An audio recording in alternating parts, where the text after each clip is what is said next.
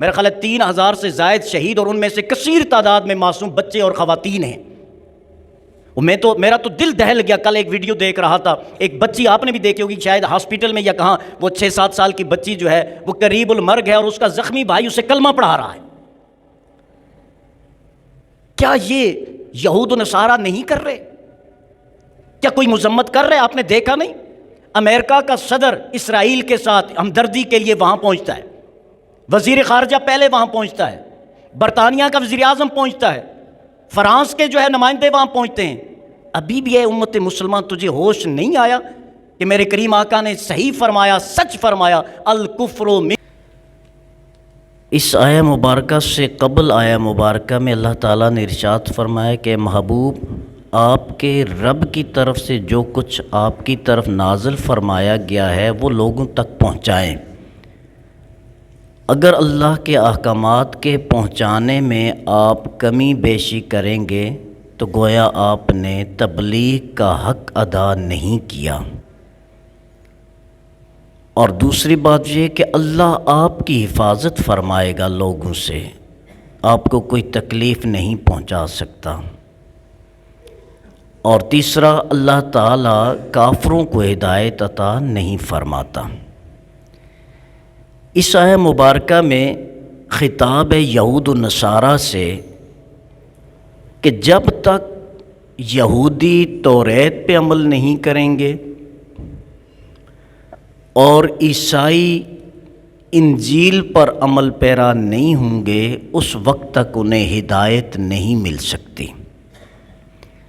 اور صرف توریت اور انجیل ہی نہیں ہے، وما انزل الیکم من ربکم، اے یہود و نصارہ جو تمہارے رب کی جانب سے تمہاری طرف نازل فرمایا گیا ہے، اس پر بھی جب تک عمل پیرا نہیں ہوں گے تمہیں اس وقت تک ہدایت نہیں مل سکتی۔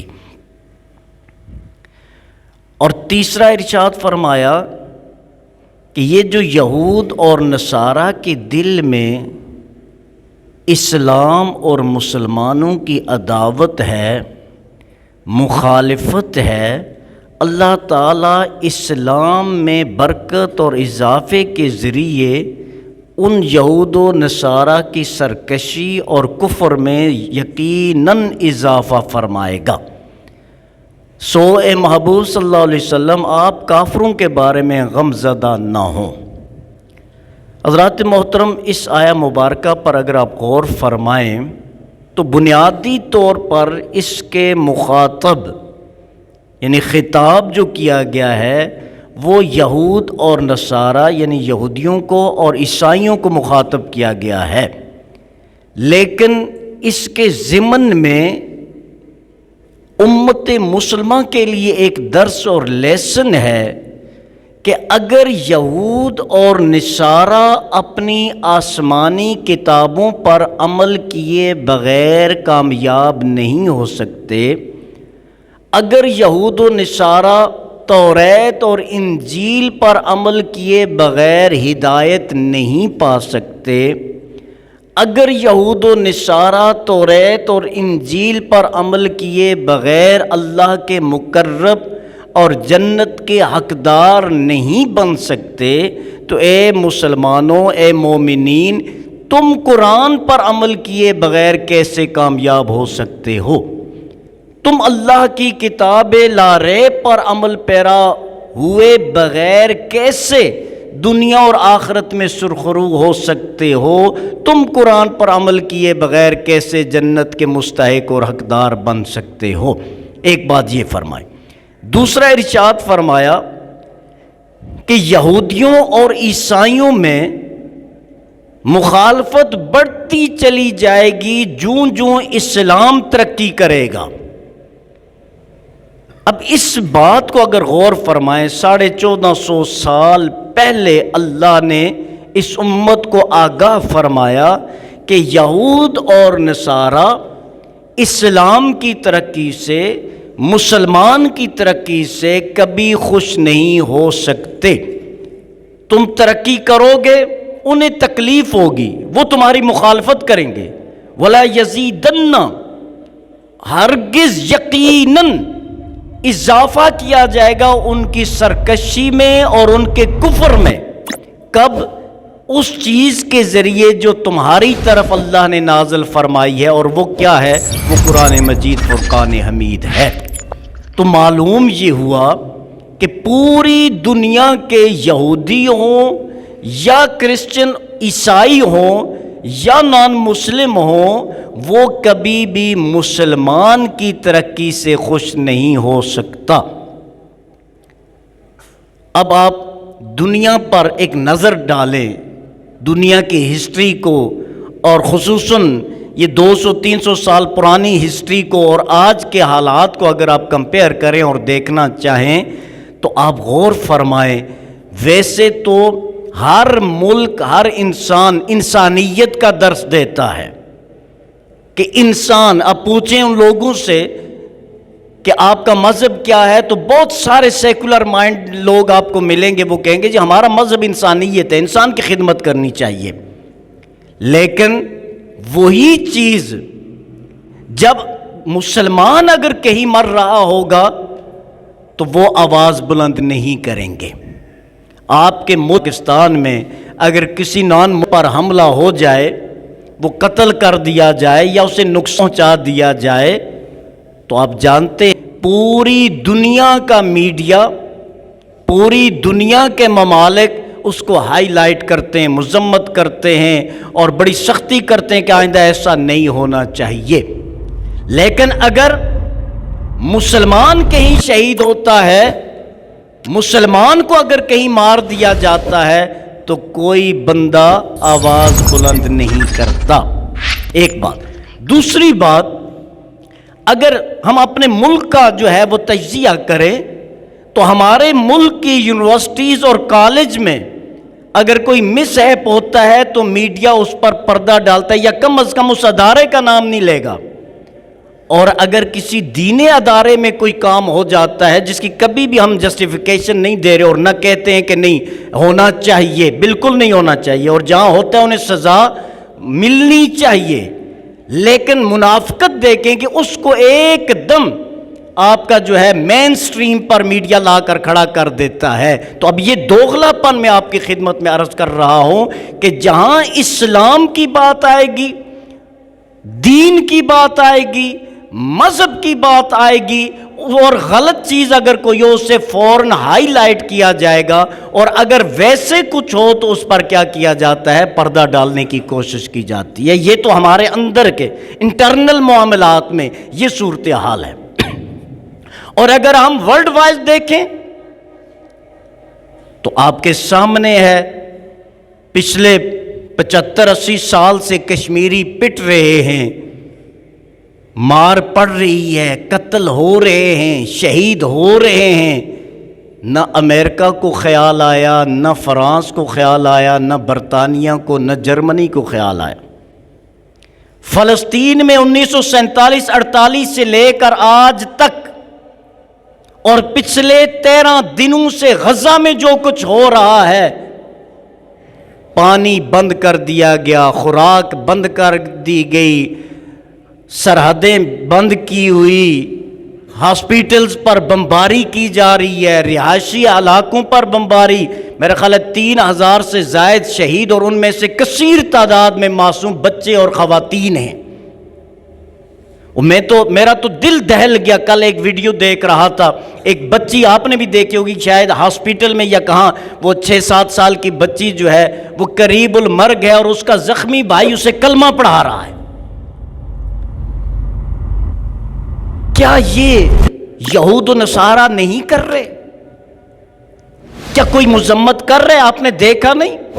امریکہ کا صدر اسرائیل کے ساتھ ہمدردی کے لیے وہاں پہنچتا ہے، وزیر خارجہ پہلے وہاں پہنچتا ہے، برطانیہ کا وزیر اعظم پہنچتا ہے، فرانس کے جو ہے نمائندے وہاں پہنچتے ہیں. ابھی بھی ہے امت مسلمہ، تجھے ہوش نہیں آیا کہ میرے کریم آقا نے صحیح فرمایا، سچ فرمایا، الکفر ملۃ واحدہ، کفر ایک ملت ہے، ون نیشن. کفر ایک ملت ہے، ایک قوم ہے. وہ چاہے یہودی ہوں، عیسائی ہوں، ہندو ہوں، بدھ مت ہوں، کوئی بھی ہوں، وقت آنے پر وہ اپنی برادری کا ساتھ دیں گے، تمہارا ساتھ نہیں دیں گے۔ آپ اگر کوئی ترقی کرنا چاہیں، ایون کہ اگر کوئی سستا ایگریمنٹ کسی ملک سے کریں تو سیکشنز لگ جاتے ہیں، یو این او کے کبھی جو ہے وہ سیکشن لگیں گے، کبھی امریکہ کے لگیں گے، کبھی ورلڈ بینک کے ذریعے، کبھی جو ہے آئی ایم ایف کے ذریعے، کبھی کسی کے ذریعے، کبھی کسی کے ذریعے۔ آپ کو فری اینڈ فیئر تجارت، بزنس بھی نہیں کرنے دیں گے۔ غور کبھی فرمایا اے امت مسلمہ، کبھی غور بھی کیا کہ یہ ذلت اور رسوائی کیوں ہے؟ علامہ اقبال نے کہا تھا نا، وہ معزز تھے زمانے میں مسلمان ہو کر، ہم خوار ہوئے تارک قرآن ہو کر۔ بیسک چیز یہی ہے۔ اور حضرت خالد بن ولید رضی اللہ تعالی عنہ، یا ایک بات اور عرض کروں میں، وہ کچھ اس طرح کی رپورٹیں بھی آتی ہیں کہ یہ 9/11 کے طرز پر اسرائیل اور یہ حماس والا معاملہ ہے کہ امریکہ نے خود کروا کے افغانستان کو ختم کر دیا تھا، تو اس طرح انہوں نے بھی ایسا کر کے تو اب جو ہے وہ ملیا میٹ کر رہے ہیں پورے غزہ کو اور پورے فلسطین کو اور مسلمانوں کو وہاں سے ختم کر رہے ہیں۔ کیا یہ دہشت گردی نہیں ہے؟ کیا یہ دہشت گردی نہیں ہے؟ کیا یہ انسانی حقوق کی پامالی نہیں ہے؟ کیا یہ ہیومن رائٹس کی وائلیشن نہیں ہے؟ وہی امریکہ بہادر جو ہر جگہ پہ انسانی حقوق کی بات کرتا ہے، وہ نیتن یاہو کے کندھے کے ساتھ کندھا ملا کے کھڑا ہو کے کہتے ہیں کہ ہم نہیں چھوڑیں گے، ماریں گے۔ یہ دوغلا پن ہے۔ اور یہ کیوں ہے؟ عرب ممالک وہاں موجود ہیں، 157 مسلم آزاد ملک، 157 157 آزاد مسلمان ملک ہیں۔ میرا خیال ہے سوائے ایک عد کے کھل کے دھمکی تو دور کی بات ہے، کھل کے مذمت بھی نہیں کی۔ یہی ریکویسٹ کی جا رہی ہے کہ انسانی آبادی پر حملے نہ کیے جائیں۔ تو میں غور کر رہا تھا، میرے آقا کا فرمان یاد آیا۔ نبی اکرم صلی اللہ علیہ وسلم نے ارشاد فرمایا کہ میری امت پر ایک ایسا وقت آئے گا کہ چاروں طرف سے غیر مسلم اسے اس طرح نوچیں گے اور ماریں گے اور لوٹیں گے جس طرح بھوکے جو ہے نا کھانے پہ ٹوٹ پڑتے ہیں، اس طرح ٹوٹ پڑیں گے۔ صحابہ نے عرض کی یا رسول اللہ، کیا ہم تعداد میں قلت میں آ جائیں گے؟ تعداد میں ہم کم ہو جائیں گے؟ افرادی قوت نہیں ہوگی ہمارے پاس؟ میرے آقا نے فرمایا ایسا نہیں ہے، تعداد تمہاری بہت زیادہ ہو جائے گی، لیکن تمہارے کرتوت جو ہیں وہ دوسرے ہو جائیں گے۔ تمہیں دنیا سے محبت ہوگی اور آخرت سے ڈر لگ جائے گا، اور تم ایک دوسرے کو مارنے کے لیے جو ہے بے تاب ہو جاؤ گے۔ جب تمہارے اندر یہ چیز آئے گی تو پھر عالم کفر تمہارے اوپر مسلط ہو جائے گا۔ تھوڑا سا اگر ہم اپنے گریبانوں میں جھانکیں، کیا انفرادی اور اجتماعی طور پر ہمارے اندر یہ بیماری نہیں ہے؟ کیا ہم دنیا سے محبت نہیں کرتے؟ کیا ہم موت سے نہیں ڈرتے؟ کیا ہم صرف اپنے بھائی، اپنے عزیز، اپنے برادری، اپنے رشتہ دار، اپنے پڑوسی، اپنے بزنس پارٹنر، اپنے دوست سے بدلے کے چکر میں نہیں یہ سرگرداں پھرتے؟ جب ہماری پوزیشن یہ ہے تو میرے آقا نے سچ فرمایا ہے کہ پھر عالم کفر تمہارے اوپر حملہ آور ہوگا۔ اس وقت یورپی یونین بھی اسرائیل کے ساتھ، یو کے اسرائیل کے ساتھ، فرانس اسرائیل کے ساتھ، امریکہ اسرائیل کے ساتھ، انڈیا اسرائیل کے ساتھ۔ سمجھ نہیں آئی؟ کچھ ان میں یہودی ہیں، کچھ عیسائی ہیں، اور کچھ کون ہیں؟ ہندو ہیں۔ تو کیا انہوں نے ملت واحدہ بن کے نہیں دکھایا کہ ہم ایک ہیں؟ مارو نہتے فلسطینیوں کو، مارو معصوم فلسطینیوں کو، مارو مظلوم جو ہے فلسطینیوں کو، کیونکہ 157 ممالک کہنے کو تو ہیں لیکن حقیقتاً ایک بھی مسلم کنٹری نہیں ہے۔ مسلمان ہیں، مسلم نہیں ہیں۔ کیونکہ سب کے دنیاوی مفاد ہیں۔ حضرت خالد بن ولید رضی اللہ تعالی عنہ جب آپ کا آخری وقت آیا، آپ کے علم میں ہے نا کہ انہوں نے پوری زندگی جہاد میں بسر کی۔ روم اور یہ جو ہے اپنا ایران، یہ علاقے آپ کے علم میں ہے، کیسر و کسرا، ان کی فتوحات۔ حضرت عمر بن خطاب رضی اللہ تعالی عنہ کے دور میں صحابہ فرماتے ہیں کہ ہم ایک جمعہ ادا کرتے تھے، اس کے بعد جب دوسرا جمعہ ہم ادا کرتے تھے تو 2 جمعوں کے درمیان ہم ایک ملک یا ایک شہر فتح کرتے تھے، حضرت عمر کی حضرت خالد بن ولید کی قیادت میں، سپہ سالاری میں۔ اور آپ جانتے ہیں حضرت خالد بن ولید کا وصال کس طرح ہوا؟ گھر پہ، چارپائی پہ، نیچرل ڈیتھ، شہید نہیں ہوئے۔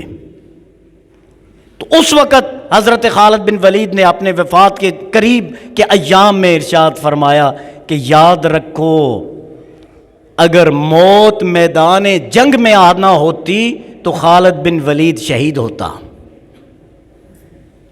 اگر موت لڑنے سے آنا ہوتی تو خالد بن ولید کے جسم کا کوئی حصہ ایسا نہیں ہے جس پر تلوار یا تیر کا نشان موجود نہ ہو، تو خالد بن ولید وہاں فوت